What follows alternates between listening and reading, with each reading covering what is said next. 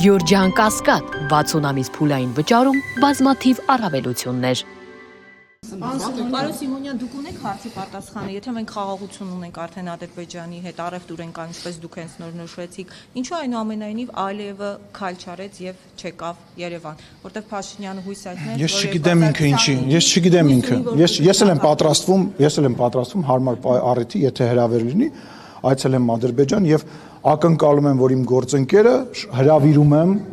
որ իմ գործընկերը նույնպես այցելի Երևան, իսկ խաղաղության չափորոշիչը իմ համար դա մեր երեխաների չզոհվելն է, մեր երկստեք իրար նկատմամբ քաղաքական ագրեսիվ հայտարարություն չանելն է։ Դուք չէիք գալիս տեղ ազգային ժողով ինձ ասում եք Ալիևը ասում է, դուք ասում եք լավ բաներ, իսկ ինքը վատ բաներ ասում, դուք ճանաչում եք ինքը չի ճանաչում, դուք ասում եք խաղաղություն ինքը հարձակվում է, ասել եք թե չեք ասել, դուք ինձ տեղ։ Խնդրում եմ պատասխանեք։ Ասել եք, չէ՞։ Բա հիմա ինչ եք ասում։ Այսինքն հիմա Ալիևը խոսում է խաղաղությունից, խոսում է, որ մենք իրար հետ առևտուր ենք անում, բա դրա մասին ինչի հիմա չեք խոսում, չեք թմկահարում։ Դե բան փոխվել է, թե պետք է Ռուզանի ասած մի հատ հայտարարություն անենք, մի հատ դրոշ վառենք, ուրախանանք, գնանք բոլորս լսի, բանն էլ մի հատ դրոշ վառենք, բոլորս մի հատ վատ կոմենտ գրենք, ասենք, հերոս եմ, գրել եմ վատ կոմենտ։ Զուգահեռ չի փոխվել, կոշտ ռետորաբանությունը բանակցելու համար է, մենք էլ ենք կոշտ ռետորաբանությամբ խոսում եւ դա նույնպես բանակցելու համար է, դա քաղաքականություն է կոչվում։ Բաքում ռազմորկայի տրամաբանությամբ եւ գողական կներեք քրեական ենթամշակույթով խնդրում եմ մի առաջնորդվեք։ Ես կարող եմ այստեղ մեծ բաներ խոսել եւ թքած ունենալ, որ, չգիտեմ, սահմանի վրա հեսա կպատերազմ կսկսի։ Ինչ անում են մեր այսօրվա անդիմադիր գործիչները։ Տանում են առաջ հակառակորդի, քաղաքական հակառակորդների նարատիվները, կրկնում են դրանք, պաս են տալիս, որպեսզի այդ հարցը հրահարեն նաեւ խաղալով մարդկանց էմոցիաների վրա։ Պարոն Սիմոնյան, ես հարց չեմ տվել։ Հայաստան-Եվրամիություն գագաթնաժողովից հետո կարծեք թե խոճապային տրամադրություններ են ընդդիմադիր դաշտում, մասնավորապես Սամվել Կարապետյանը մտավախություն ունի, որ դա մուտք է բացում 300,000 ադրբեջանցիների համար, Շարմազանովը երեք հայտարարում էր, որ մեզ Եվրամիություն ոչ ոք չի հրավիրում, այլ Անկարա ենք գնում, ես խնդրեմ, այդ թվում նշում էր Մակրոնը մեզ նույնիսկ չի հրավիրել, խնդրեմ ձեր մեկնաբանը։ Ես կարծում եմ, որ ռեժիմն է խոճապի մեջ, մենք խոճապի մեջ ենք, ընկած վարկանիշ, չգիտեմ, էլ ինչ են ասում, սենց ինչ-որ բաներ։ Այդ է, մեր մասին եմ ասում, մենք խոճապի մեջ ենք, որ ընդդիմադիր մամուլն նայում ես, ես վերջերս չեմ նայել բանը, ակնհայտ է, որ նույնիսկ այդ ուժեղ Հայաստանի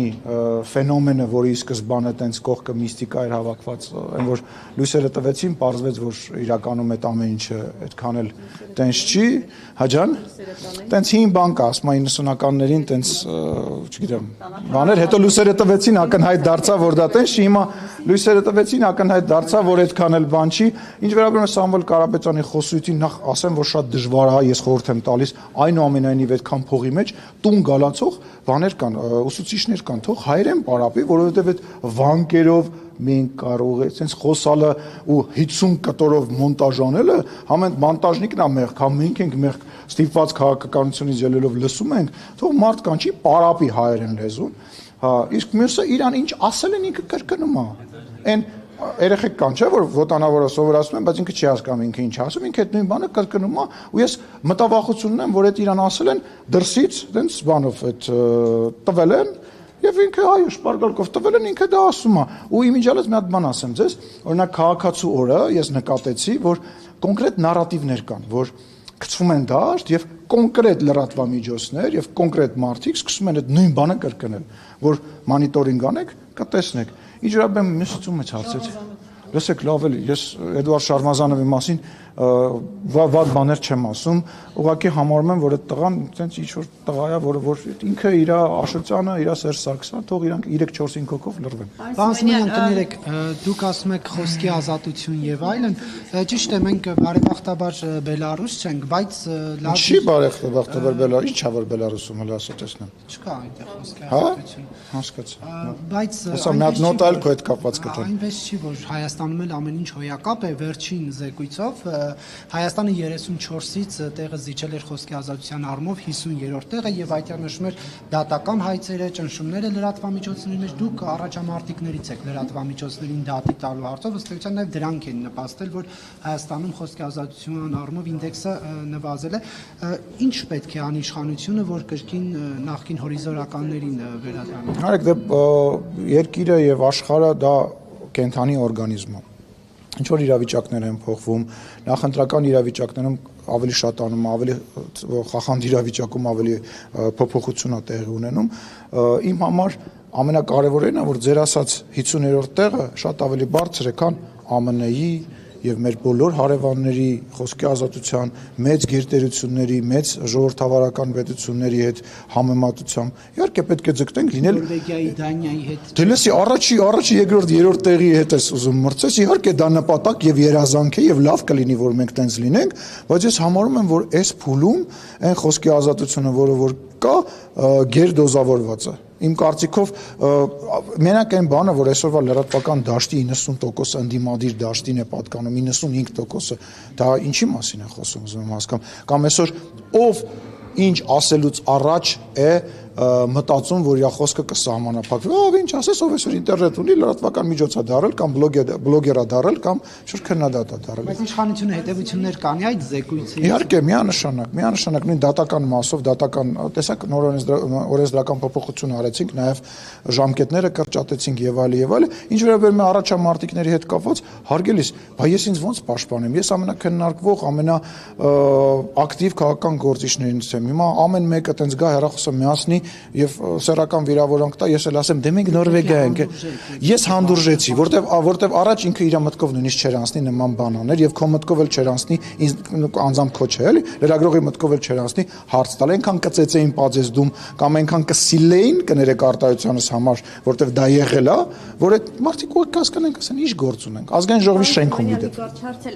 Տեսեք, ասում են, որ Հայաստանում ներքին ճգնաժամ է Բելարուսից եւ դուք այդ ներքին ճգնաժամի համար զբաղված եք ներքին ճգնաժամ եւ դուք զբաղված եք նախընտրական պոպուլիզմով։ Լավ, դե ասենք ինչ որ թվեր էին ասում, որ ասին 40% աղքատություն բան, իրանք ուրիշ մոլորակում են ապրում, այնտեղ ինձ թվում է ուրիշ կանոններ են գործում, ուրիշ մաթեմատիկա է գործում եւ բան, չգիտեմ, աշխարհը միգուցե մի քանի պտույտ այլ կողմ է պատտվում։ Ես չեմ կարող ֆանտասմագորիաներ մեկնաբանել եւ այլ իրականություն մեկնաբանել։ Միգուցե ինչ որ, չգիտեմ, ուրիշ տեղ, ուրիշ բան են մտածում։ Դուք գիտեք, չէ՞, մեր աղքատության թվերը հրապարակված է դա։ Դուք գիտեք, չէ՞, որ տենց ներքին ճգնաժամ, ինչ ներքին ճգնաժամ, մի համերգից մյուս համերգ են գնում, մի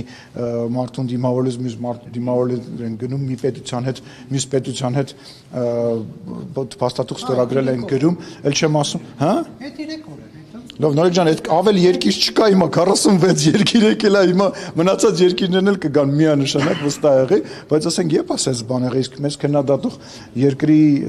կարծում եմ ղեկավարը պետքա իր երկրի մասին նախ եւ առաջ մտածի, իր երկրի ներքին կայունության մասին մտածի, խոսքի ազատության մասին մտածի, քաղաքական անկախության մասին մտածի ու շատ չգիտեմ, կարտոֆիլի աճման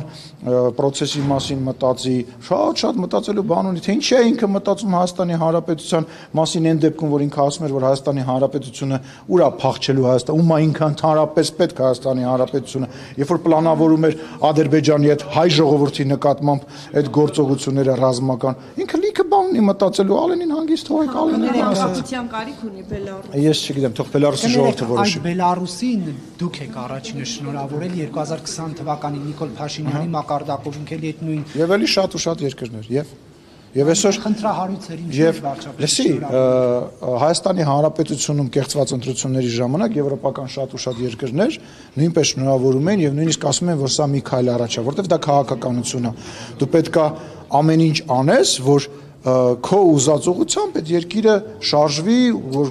այդ